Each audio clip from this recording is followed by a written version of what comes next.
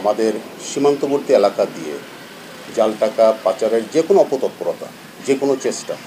যে কোনো অসৎ উদ্দেশ্য বন্ধ করার জন্য আমরা সর্বদাভাবে আমরা নিয়োজিত আছি। আজকে একটা নিউজের প্রেক্ষিতে আমরা দেখলাম, আমরা আপনাদেরকে জাস্ট একটু বলতে চাই যে সীমান্তবর্তী এলাকা, বিশেষ করে শেরপুরের যে পাহাড়ি এলাকাগুলো আছে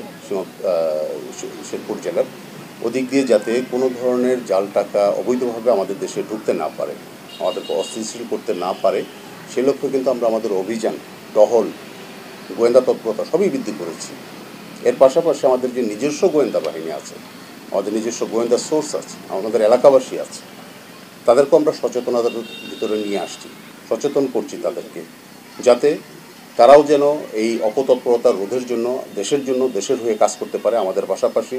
এবং যে কোনো তথ্য থাকলে আমাদেরকে যদি সেই তথ্যগুলো আমাদের সাথে তারা জানায়, আমরা যাতে দ্রুত ব্যবস্থা নিতে পারি সেই লক্ষ্যে আমরা কাজ করে যাচ্ছি।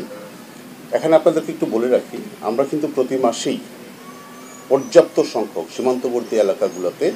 আমরা গণসংযোগ করে থাকি। সেই গণসংযোগের মাধ্যমে আমরা এলাকাবাসীকেও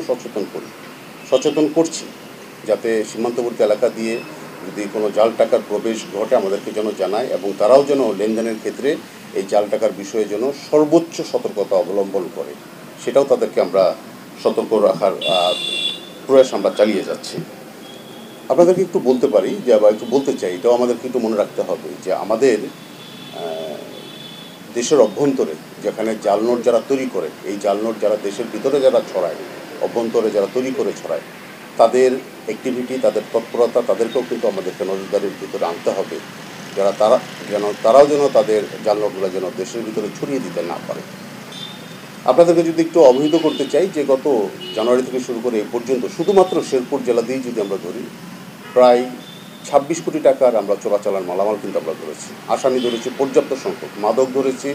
5,500-এর উপরে, মাদক বোতল সহ, ফেন্সিডিল আছে, গাঁজা আছে। এটা কিন্তু আমরা নিয়মিত ধরছি, এবং আমরা আমাদের সেই তৎপরতা, অভিযান, নজরদারি সবই কিন্তু আমরা বাড়িয়ে দিয়েছি।